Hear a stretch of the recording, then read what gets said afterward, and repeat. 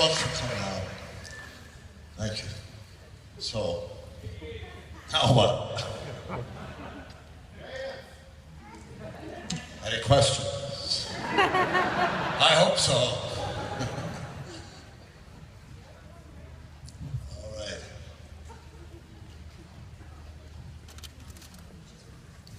Hello. Hi.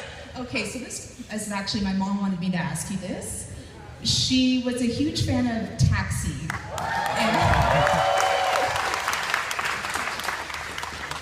What's the question? She wanted to know, in terms of your character, what was going on with that character? How did you play him the way you did? Which character? From Taxi? Yeah. Iggy? Iggy! Reverend Jim? Well, like it sort of comes out of the way in the episodes is that he had a certain vulnerability towards getting high, and he was there was an episode where I'm at Harvard, and there's some kids in the room in the dorm, and they're all kind of having a good time, and this thing gets passed around of which I know nothing about. And, but, you know, okay, I tried it, and that's end of story. From then on, I got really, the character really got into pot and maybe some other things, and kind of burned out some brain cells in time. And so, I kind of assumed he slipped out of Harvard onto the streets and became kind of a 60s bumming around kind of guy. And he grew older, had trouble finding employment. You know, he was a bit brain dead, and eventually the taxi company, Louis and the others, saw him out in the street.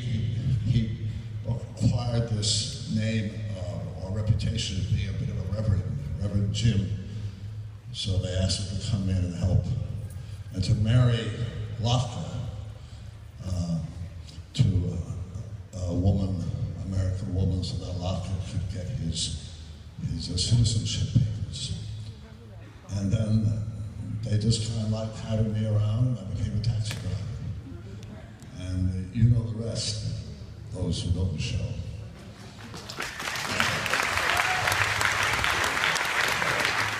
So I didn't hear all of that. Sure. What's it like? Can you come forward? I'm having the same trouble everywhere. What's it like to wear these things, but they don't effectively. What's it like to reprise the role of Dr. Emmett Brown when you have the opportunity to do so? I kind of love it. In this movie, was 100 Ways to Die in the West. That's premiering next week, I think, maybe. It's such a short shot of Doc in the West, you know, and it's not expected.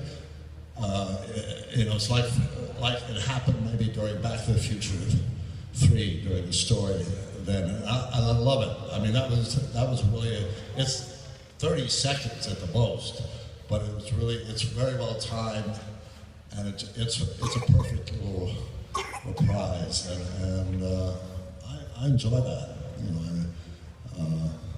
I wish they'd do another one, Back to the Future, but you know.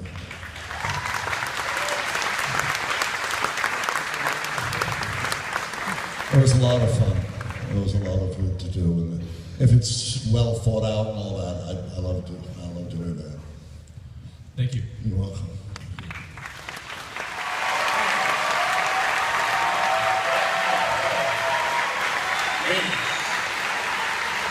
Hello there. How are you? You've seen all those stupid clips over and over already. Let's get down to business here. Ottawa. Who came the farthest away to get here today? Give me a city. Where the hell's that? Rochester, New York? That's nothing. Vancouver, who can beat Vancouver? San Francisco.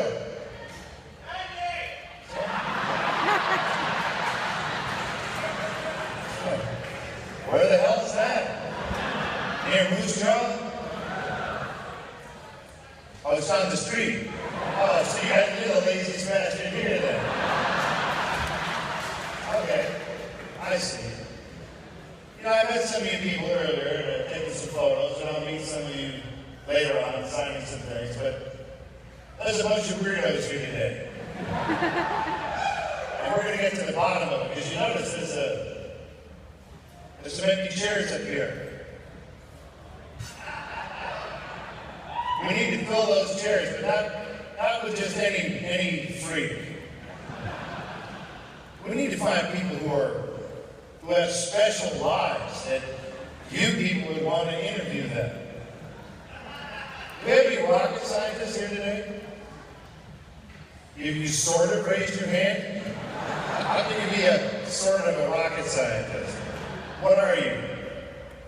You are a rocket scientist? I don't believe you for some reason. And what are you dressed as today? Myself, it doesn't take a rocket scientist to figure that out. Do you feel that you're qualified? Do you feel that your job and your life qualifies you for this panel? Work for the government? Yeah, no way in hell, baby. That's Snoresville. We need some self-centered people up here. Some people who think they are shock. Oh, Ash. Stand up for a second, Ash. We have an Ash impersonator. Why are you here today as that character? Of all the characters you could be, you could have been Pikachu today.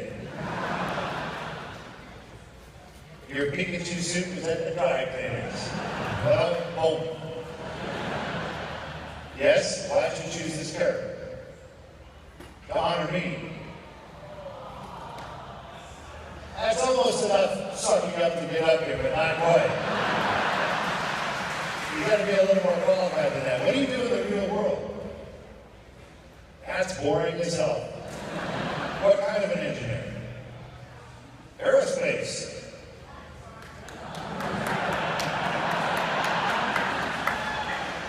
You like math? I like math. Let's do it. I can see you two. You're making a handsome couple. A couple of brainiacs walking down the road in your weirdo outfits. Man. Just as long as you make love the Bruce Campbell way, everything's going to be fine. Yeah. All right. Sir, we'll get back to you. We'll get back to you. Anyone have any greater passion and desire than an engineer who dresses up like Ash? What's that? You sewed socks for me? You have a bottle of scotch for me. Do you have it with you now? Well, come on up here then.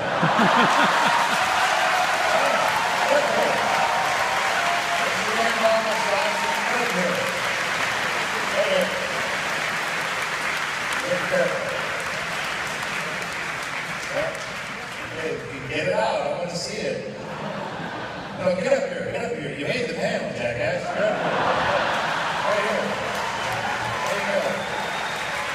You just put that bottle right there. Okay. See if it's the... Why is there not a full bottle here? He was waiting in the line. Oh, I had to drink a little bit, I was thirsty. You cheap son of a bitch. Okay, we'll put that right there. Pick that up. That's your microphone. What's your name, sir? Patrick. Hello, Patrick. How are you? Doing pretty good. So, Patrick, why did you bring alcohol thinking that I would want alcohol. Did someone tell you that I drink alcohol? You're at a convention. You probably want booze. This is not for insurance salesmen.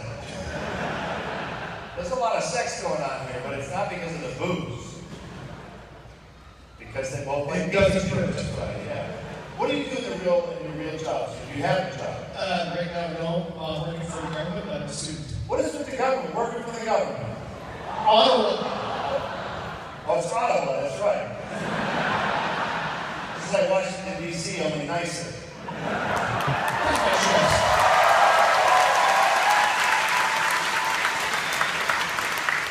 Every time I come to Canada, I have to apologize to my own country for being such jerks. So, sorry, everyone. Alright, so we're going to give them a shot here at being on the panel. We won't start the question yet, we have to fill the panel. That was a good bribe. It was a really good bribe, so he's going to stay. Everybody else have an amazing life, fascinating tales. What's that up, sir? What's that? You're a private detective. Yeah? You see that heel? I ran that down. You don't even know what I'm talking about. As a private detective, known as a dick. Yep, those are your friends, sir. Wow. What do you think? Do you think a private eye is worth having on this panel? Whoops, see, sir, that was not a slam dunk. You're going to have to sell yourself a little bit. Why should we give a rat's ass about you and your private eye? Like, you have some scandalous stuff that you can reveal dirt on, like Stephen Harper doing nasty stuff? No, he's never done nasty stuff? You'll find out years from now, that's all right. Chuck Finley, you've named one of my characters. That's still not going to get you up here. Mr. Private Eye Man, I'm sorry, the people have voted. Thank you for your time and attention. Appreciate that. I hope you never meet professionally. I thought a Private Eye was pretty good, but you guys shot it down. So whoever shot it down better speak up about their amazing, fascinating, and wonderful life. We got one schmo who's going to start drinking here soon. Yes, right there. Stand up, please. What is it? You work at a printing press and I printed a bunch of stuff. Oh boy. I woke up this morning and had breakfast. That qualifies me just as much as you. Give me something else. What else you got? Can you juggle? Does anyone have like a skill? What's that? You can do what? Do you have music with you?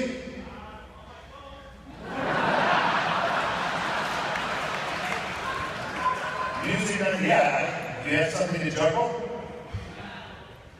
Well, what's that mean? Do you have something to juggle?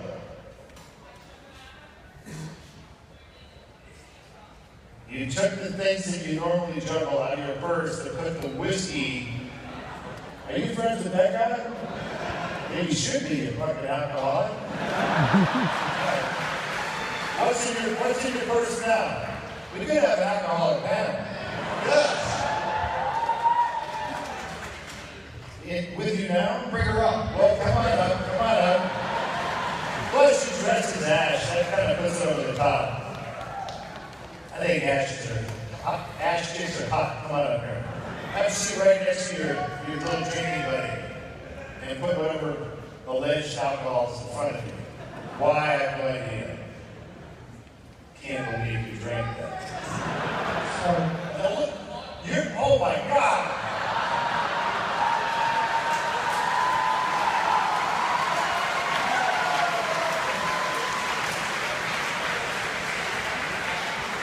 You must be from Saskatchewan. You talk through the thing. This bottle was way too heavy to drink. Last bottle, those are way too heavy. Just sneak in. Can you sneak this in here? You're not really supposed to bring alcoholic beverages to a convention, are you? Well, I won't tell you if you don't. What's your name? I will tell him. What's your name? My name is Chelsea. Chelsea, what's your last name? And like, where do I get a hold of you? Where would the security team get a hold of you?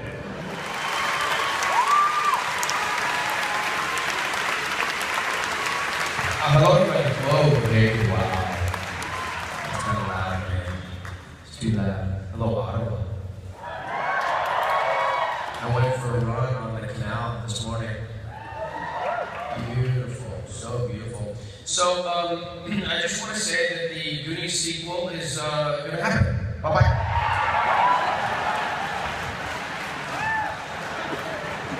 Sorry. I have a movie opening. The movie opened wide yesterday. Wide release. Called Mom's Night Out. Alright. Raise your hand if you've heard of it. That's pretty great. It's fighting to get to number 5 or better this weekend on box office. So I'm really tweeting out a lot. Please go see my movie. So, can you start everything from like that? Yeah? Okay. So we did a whole press week. You know, we were in LA for the premiere and did a whole full day of interviews and with journalists and satellite stuff, and then we flew to New York, we did talk shows, we did the whole thing. Every single person in every single interview could, I don't want to say they could care less about the movie, but what they really wanted to know was, is the Goonies sequel happening? Every single person. So just to get that out of the way, okay, because I want our relationship to be based on something real. Okay? Richard Donner, the director, can you hear? I can tell he's gonna bite me here. Let's stay over here. Anyhow, so Richard Donner was walking out of someplace at TMZ. How much do we love TMZ? Oh, TMZ's great. Love TMZ. They caught me walking out of a hotel 2 days ago, and they're really nice to me. I get along with them fine. I'm not, pretty girl with a short skirt on, so they're not bothering me very much. But anyhow, so they said, some people say that Rudy is the greatest sports movie ever made. What do you think the greatest sports movie is? And I said, I don't know, it's hard. Maybe, I thought about it for a little bit, and I kind of came up with Remember the Titans. He said, oh yeah, he said, you think football movies are like the best way to communicate those inspirational ideas? I said, no, I said chess is pretty good. A man might remember the Titans and say that Searching for Bobby Fischer is my favorite sports movie of all time. Later that day, the headliner on TMZ for my little thing was, Sean Astin says Rudy is not the greatest sports film of all time. I was with a publicist who was doing the tour. I said, hey, TMZ on the phone, I want to talk to TMZ. So he gets the guy from TMZ on the phone, like, what's up? I was like, well, remember how well we were getting along? And I put this thing out there. He says, it's funny. I said, yeah, it's funny, but now every interview I do for the next 6 months, they're going to say, so why do you think Rudy is the best sports movie ever made? Did you have a hard time working on Rudy? Why do you like Rudy? Do you want to take your name off of Rudy? And I don't know. So the guy goes, well, what do you want to do? I said, well, I want you to make an amendment, an update. Sean Astin says Rudy is the single greatest cinematic experience in the history of the medium. He said, all right, I'll do that. So, kind of have to scroll down, but basically you can see it. So the journalist asked him, did you read the whole story? Did you read the whole story? You gotta read the whole story. I don't know what you're talking about. The Goonies sequel happened. So Dick Donner walks out of someplace. Richard Donner, the director of Superman, The Omen, Lethal Weapon series, Lady Hawk, and The Goonies, among many other things, is signing autographs from the paparazzi guys, and he says, and they're saying, oh, what do you think of how, the sorry state of comic book movies is? And Dick was like, comic book movies are great right now, what are you talking about? He says, well, this, that, and the other. He said, why would really create talk to people doing those? And he says, are you going to make any more comic book movies, adaptations? He said, well, if you consider Goonies a comic book, yeah, we're doing a sequel. That comment broke the internet. I put something on my Facebook post, some kind of a joke. I posted an old picture of us and said, I'm a Goonie too, and it got like 900,000 things on it. I'm like, wow, man. And then Corey Feldman said some stuff, and other people said some stuff. And so anyhow, and then one wanted to know, are you going to be in it? And they asked him, are the original actors going to be in it? And he said, well, I would hope so, or something like that, or if they want to be, or, something like that. So I don't even know if they have a screenplay finished yet. I know they have several screenplays that they've developed over the years, but I don't know if they have a new one finished. I think they have an idea of what they want, and they're going to do one. I'm not sure what the rumor I heard was they really want to focus on the Goonies kids, the children of the Goonies. So, and then have us kind of there to, was a cameo type thing. So I'm not sure if that's true or if they would focus on us. But it's ways off.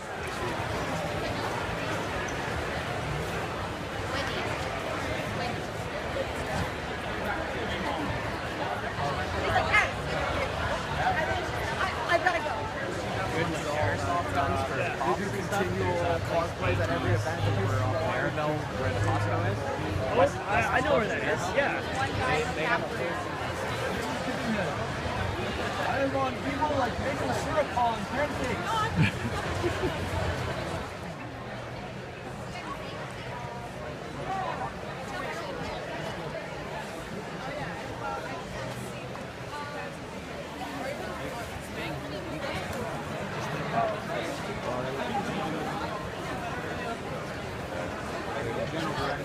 What? Panels. Wait, look at this. There's only one room for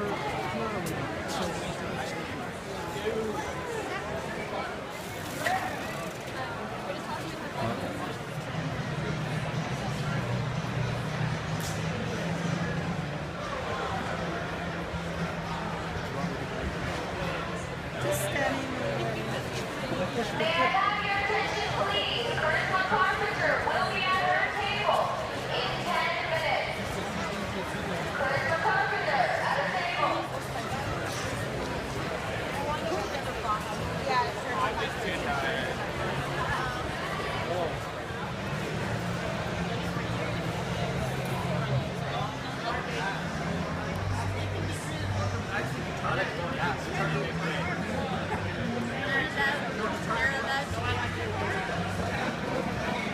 Okay, why don't you go to the box?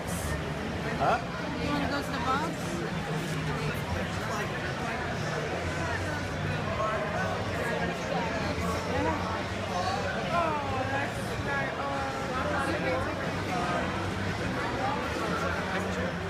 No, it's a video. Oh, take a picture too. Okay. No. You need to let everyone know it. Yeah.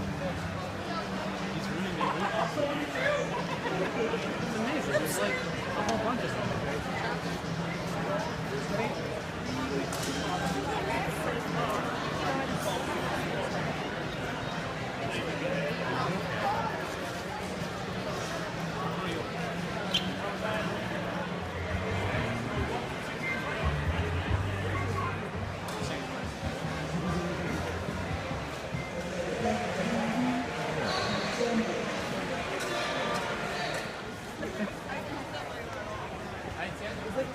Nelson. Hey. Waldo, I found you.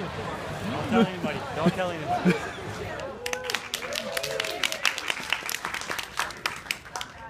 So welcome to our workshop.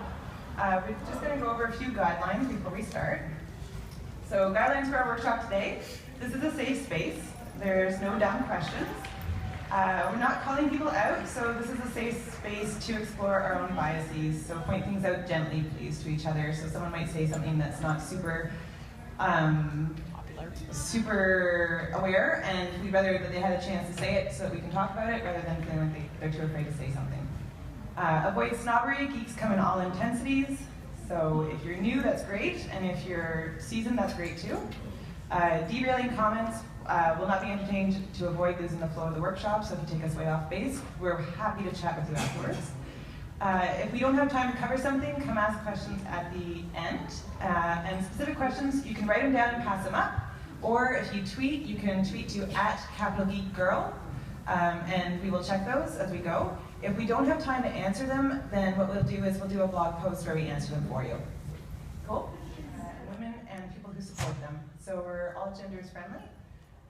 We started on my personal blog. I had heard about the fake geek girl concept, which we'll talk a little bit about. But the problem was that I liked just as much mainstream stuff as I did geeky stuff. You know, or as I call it, the Kardashian complex. Mistakes, like what you like. Easier said than done, but it's a good sentiment. Yeah. Same thing, you know, if you like it, don't let anyone stop you. So why is geek different for girls? Like, why did we have this workshop here today? Historically, the world of geek has been dominated by the male population. Marketing and content is still predominantly designed for male audience. So there's a really great article on the Mary Sue, no, I didn't give you a link, we're just going through a bunch of stuff, about how for many years, the comic book industry, for example, was marketed to men, but a very specific demographic of men. Have been, you know, oh, you're playing Magic? Well, how many decks do you have? Well, how many times do you play? There can be victim blaming. So this weekend, a big hot topic around the con has been the idea of cosplay and consent.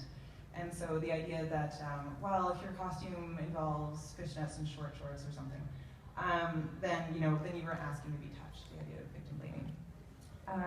The idea of having to turn in your geek card when you fall behind on a genre. Worst phrase ever. You don't actually get a geek card either. Yeah, there's a card? There's a card? I was just gonna say, if you really want one, we could make one up. That would be awesome.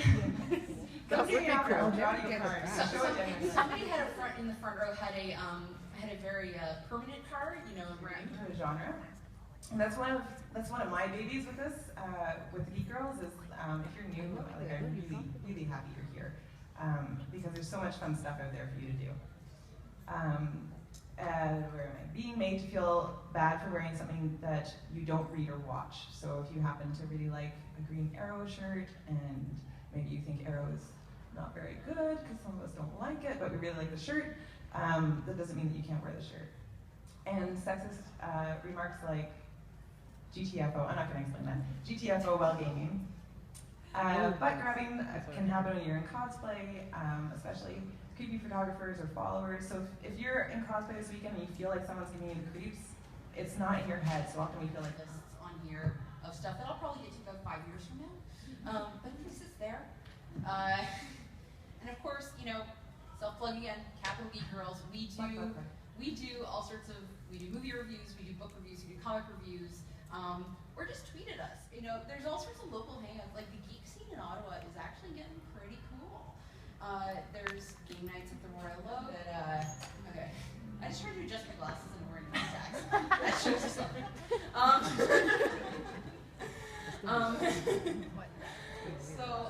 Yeah, don't be a snob. You know, realize that everyone has to start at a certain it is very, that for the most part, you know, despite some current drama on the internet, when it comes to YouTube communities, for the most part, they are very girl-friendly. I'm a nerd fighter, not sure if anyone else in the room is. Yes! So it's... Don't send the pictures yet to my mom. Okay.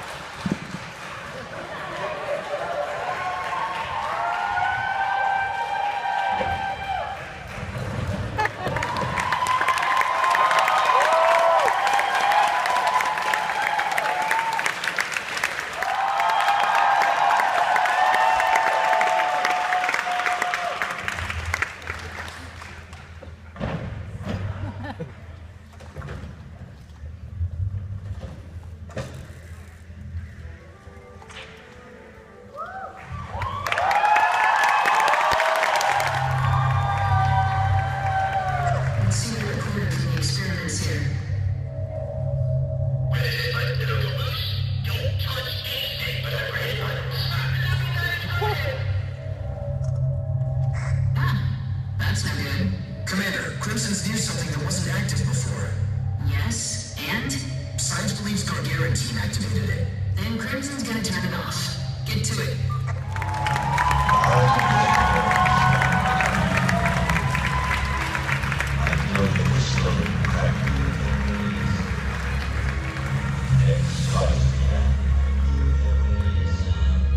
In the castle of crystals, Sphinxes took control.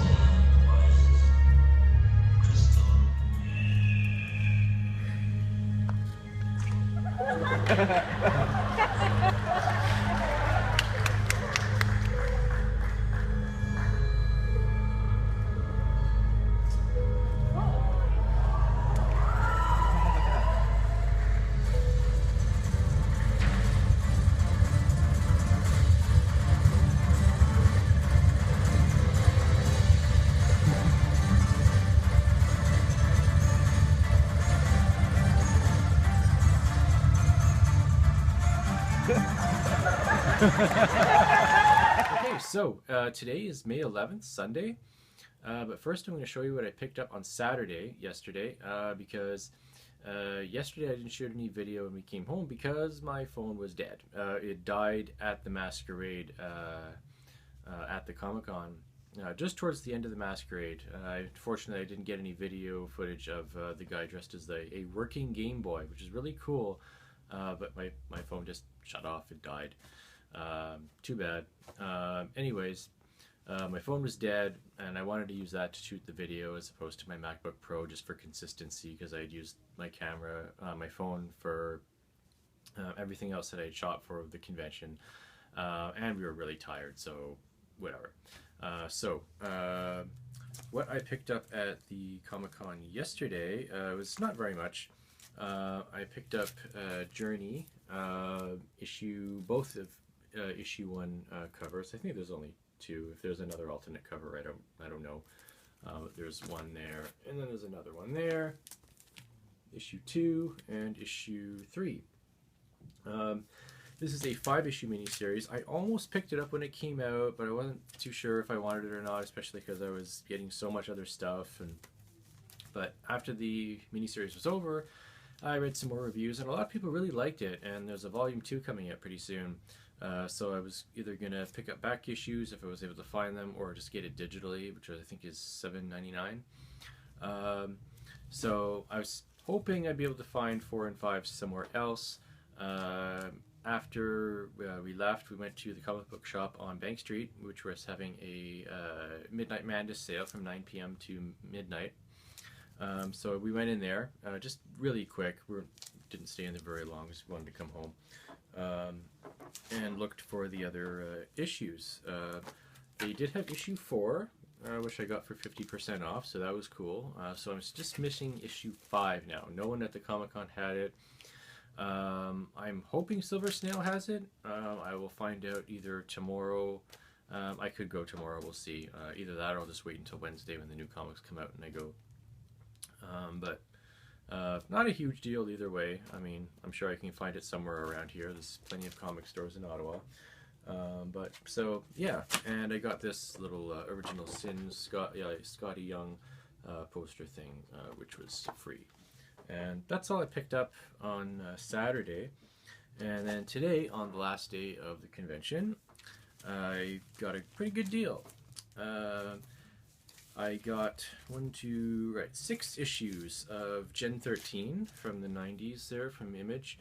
And Wildstar. I collected Gen 13 a little bit back in the 90s when it was new. It was one of the few Image titles that I enjoyed. I liked that. I liked Spawn, the 10th. There might have been something else, but those were probably the main 3. And Adam Warren, who I'm a huge fan of, I noticed back in the 90s he started doing Gen 13 for a little while, so I was really excited about that. And I got the ones that I could at the time. I was just in high school, I didn't have a job, so I mean, it's kind of hard to get money for comics and keep up monthly with all the issues coming out regularly. So I fell behind. I didn't get anywhere near all the Adam Warren issues that I wanted to. So pretty cool that I can get them now, and I got these all 50% off on sale. Any comic that was priced over $6 was 50% off. So we got this one here. A lot of great covers. I love Adam Warren. He's awesome. And go. Don't know how many I picked up back in the day when they were new, but I've got a few of them. And some that he didn't do, because I like the series overall. And from the same vendor, I like picking up old horror, science fiction, pulp magazines and stuff like that, like Creepy and Eerie. I bought a few of those last year at the Ottawa Comiccon, as well as some pulp magazines that were really old, like from the 30s or 40s. And I was going to do that again. I was going to get some Creepies and some Eries, but I saw this other horror magazine, comic magazine, that I hadn't heard of, and I always go by the cover. If I love the cover artwork and it's not too expensive, I'm going to buy it. These two are called The Haunt of Horror. I don't have any of these. I love the artwork on this cover. This cover really does it for me. I love this kind of artwork. Really cool in a cheesy kind of way. I love that stuff. And this is the other issue that I got here. Another really awesome cover. Satana, the Devil's Daughter. Check it out. And I got 3 more things, not for me. Over the last little while, my wife has slowly been getting into steampunk. She likes the fashion, like the dresses and the jewelry, weird goggles and stuff like that, which is all really cool. And even started thinking about maybe making her own stuff. And she couldn't decide, you know, if she wanted anything yesterday or not. And also, she always points out and picks up anything that has the Hyrule shield on it from Zelda. She really likes that. But couldn't decide if she wanted anything or not. So she wasn't there today. So I picked her up 3 things, which she liked very much. I got this Victorian style steampunk bracelet. This, I think, is her favorite of the 2 steampunk things that I've got her. She really likes that. Just opens up like that. Pretty cool. And this is another bracelet I got her with like gears on it and stuff. Pretty neat. And this was the best Hyrule shield jewelry that I saw there. It actually has some weight to it, unlike some, and it looks pretty cool. It even says Legend of Zelda on the back. I don't know if you can see that. And the shield itself looks very good.